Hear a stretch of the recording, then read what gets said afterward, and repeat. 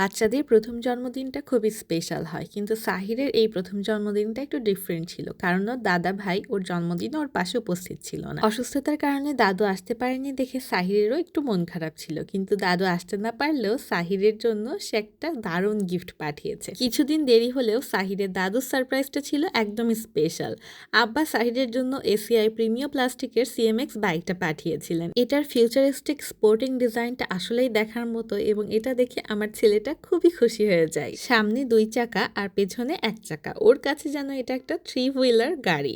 আর এই dynamic LED light আর strip lighting সাহিরকে ভীষণ মুগ্ধ করে। সাহির আস্তে আস্তে এটা চালানো শিখবে, ও যেহেতু একদমই ছোট। তবে আমার সিরাত কিন্তু এটা চালানোতে খুবই এক্সপার্ট। 15,000 আরপিএম গিয়ারবক্সের কারণে সিএমএক্স বাইকটা খুবই স্মুথ আর প্রাণবন্ত ভাবে চলে। এছাড়াও এর 12 ভোল্ট ব্যাটারিতে একবার চার্জ দিলে টানা 120 মিনিট খেলার সুযোগ রয়েছে, যার ফলে সিরাত এই বাইকটা নিয়ে ছাদে অনেক সময় ধরেই খেলতে পারে।